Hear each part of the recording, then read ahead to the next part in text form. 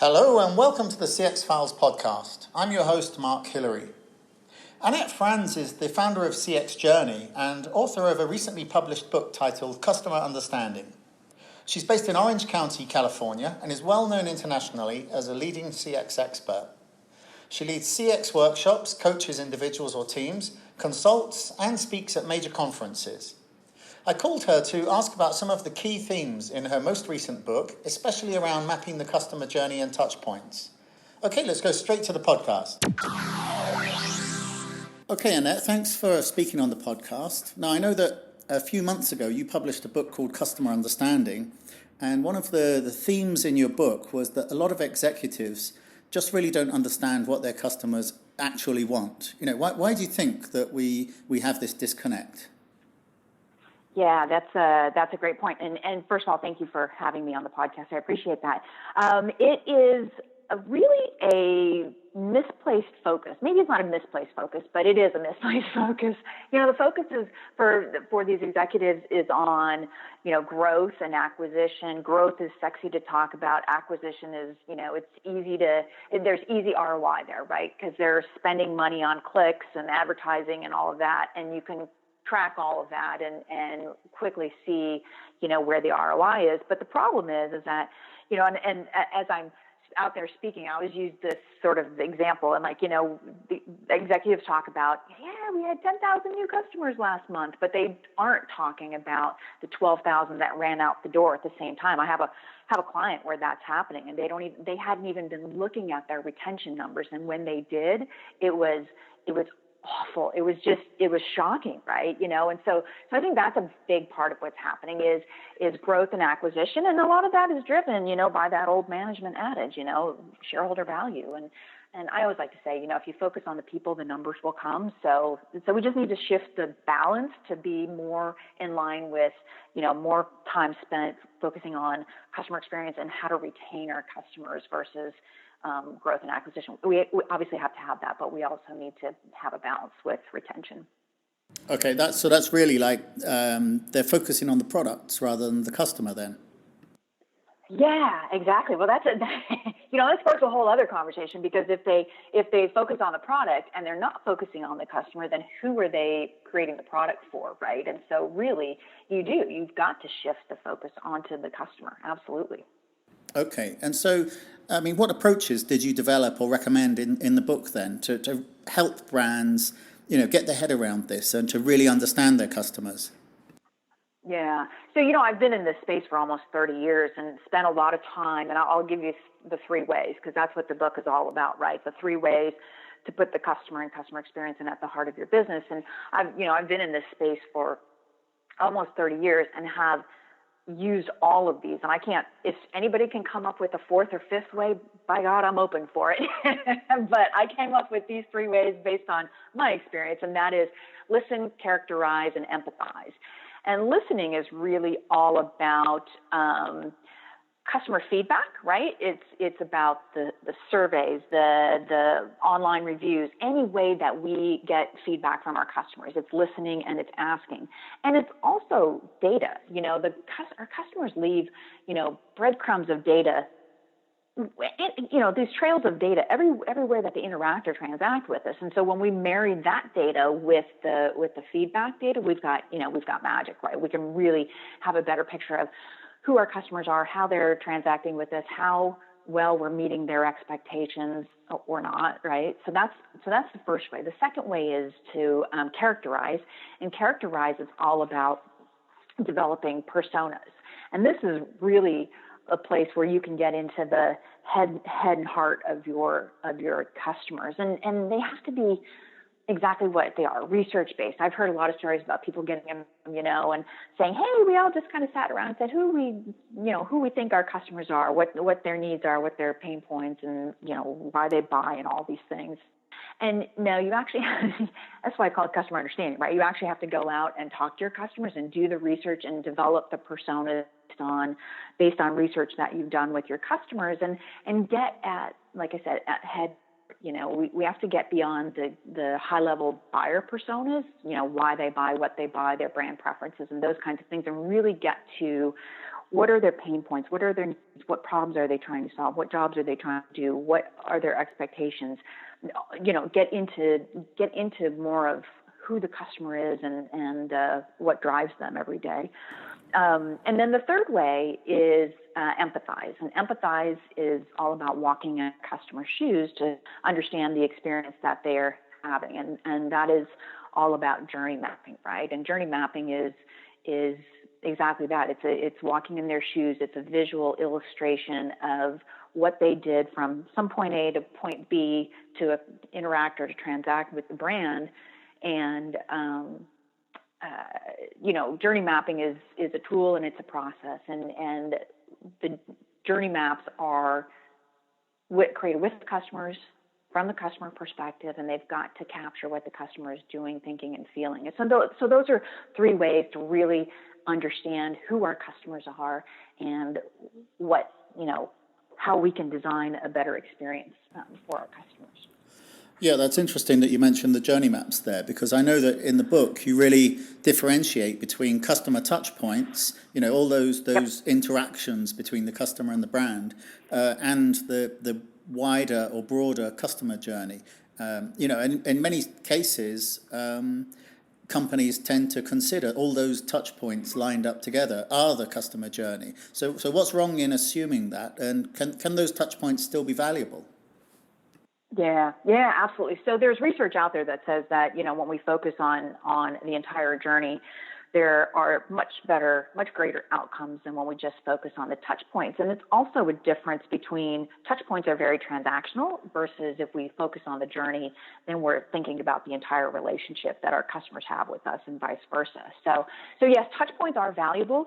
And one of the things that I always also call out in the book is the difference between touch point mapping and journey mapping, right? Touch point mapping is inventorying all of your touch points, and touch points are any way that the customer touches the brand or any way that the brand touches the customer. And trust me, everybody's got thousands of them, right? So I don't think most companies even realize how many touch points there are. Anytime you send an email, a sign in your store, a poster, a phone call, a website, there's airlines, it's the ticket, it's the kiosk, it's the TSA experience. Those are all touch points leading into your overall experience, right? But touch point mapping captures all of those touch points, right? It inventories and captures all of those touch points. And a lot of people confuse that with journey mapping. Journey mapping, we actually pick a touch point that is broken or is painful or whatever you want to call it, and map the experience through that touch point, right? So if that touch point is, so let's take the TSA example. If that touch point is the TSA, what's going on? What's happening there? And what is the customer's experience around that to really understand what's going well and what's not? And so touch point maps, again, capture all the touch points and inventory all the touch points, and then we can take a look at those, and based on feedback that we've gotten from customers, know which ones are painful touch points, and those can then be the catalyst for developing a journey map to understand what the experience is, what the customer's doing, thinking, and feeling as they're traveling or traveling through. I'll just call traveling through that touch point. So hope that makes sense. Yeah, absolutely. And of course, if airlines are looking to find the most painful experience, then I guess the TSA is not a bad place to start. Yes, that can be a painful one for sure. Yeah, absolutely. I mean, if a brand has not really done this before, I mean, in this level of detail, mapping out the entire customer journey from becoming aware of a product to learning more about it, to interacting with advertising or marketing or blogs or reviews, and then finally through to purchasing and then even building a long-term relationship. I mean, if you've never mapped that whole journey, then where do you start? So I think the simple answer is to educate yourself, right? Because journey mapping is a tool and it's a process. When it's done right, it's a really powerful thing. And when it's not done right, it's a waste of time. So, as you saw in the book, I had this 6-step process to take you through journey mapping. People can start to do the journey mapping, create a journey map, just to sort of start to learn what you get when you journey map, but you really do have to go through the process if you want to, implement any kind of changes, if you want to make any kind of changes, because the process, the three key things in the process are, there's a current state map so we can understand the experience today. There's a service blueprint so that we can understand what's happening on the inside, the tools, the people, the systems, the processes, policies that support and facilitate the experience that the customer is having. And then the future state map. Those are, because you've got to then redesign the experience based on what you've learned about what's going well and what's not going well today. So those are three key steps in the process. The last step is go do it, implement it, make those changes. So there's a lot to it. I know that there are a lot of people who want to do sort of a journey mapping light or, those kinds of things. You can do that. That's a good way to start to educate people in the organization about what the experience is today. It's a good way to get commitment from your executives to, and build your business case to, fund and to get behind the work that needs to be done. But the key thing is to always, map from the customer perspective and have customers in the room so that you are mapping from the customer's perspective and not devolving into a process map or a touch point map or something worse. So. Yeah. Those are my recommendations. Okay, absolutely. No, that's great. And I know that one of the things you've written a lot about is creating a culture of customer centricity. So, you really build the culture of your brand around the needs of the customer. And that kind of mindset is very easy if you're just starting a company and you can define everything. Like the fintechs, in financial services, for example, they've got all these great tools and the app is so easy to use.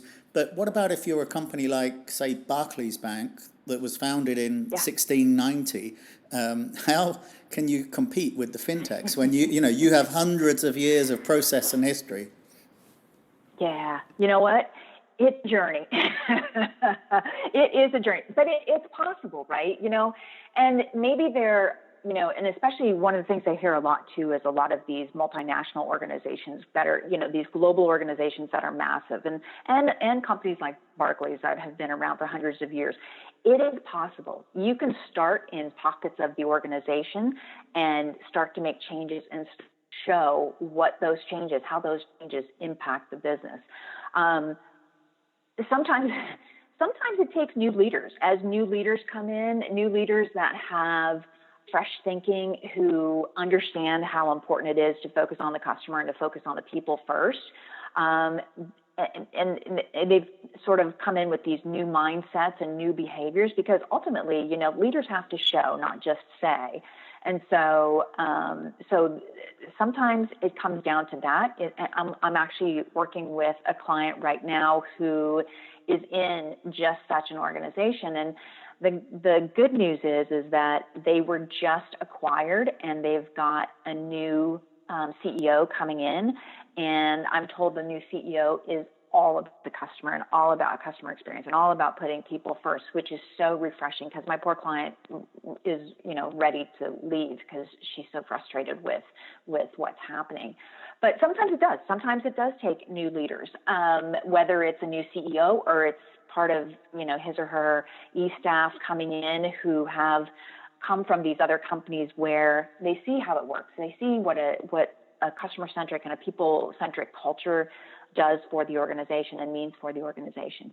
I think the other thing that's really important is to take a look at the core values. A lot of these companies, they do have core values, but they've been buried within, or maybe they're just posters on the wall or something. But the core values, culture is really about core values plus behaviors. And so we've got to look at those core values. We've got to operationalize them. We've got to socialize them.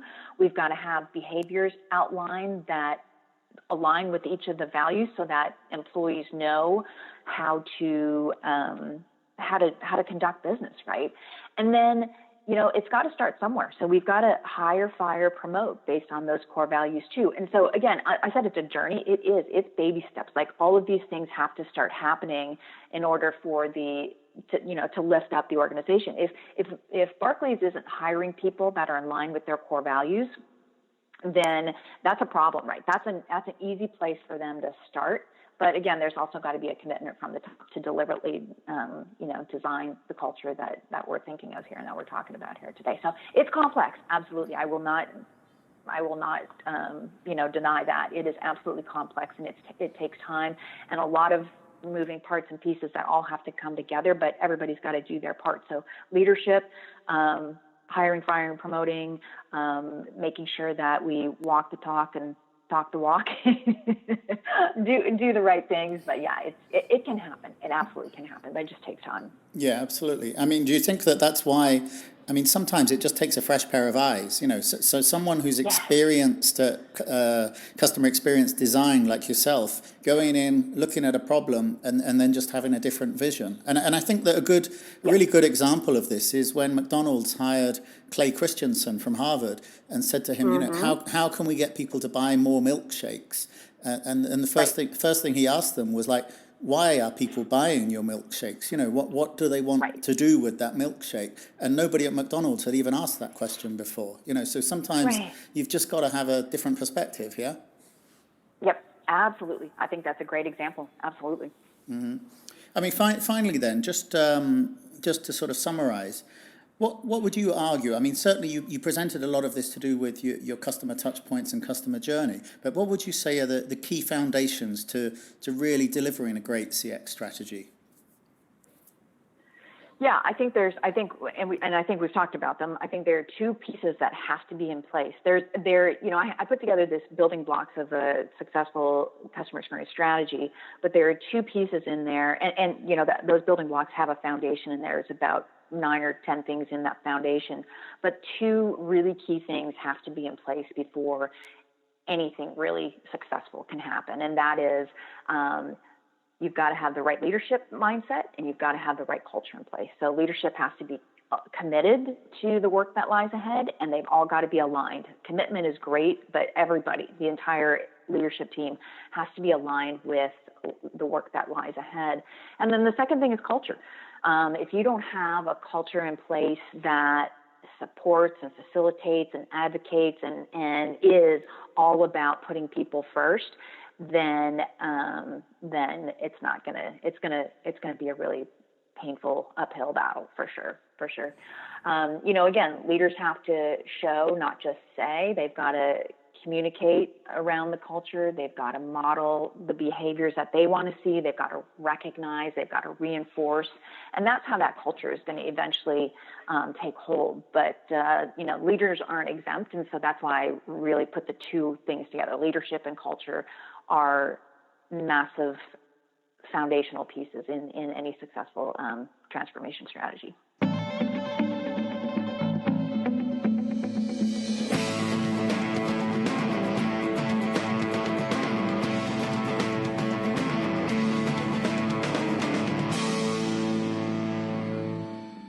Thanks for listening to the CX Files podcast. Please take a moment to review the podcast because this helps other listeners to find it.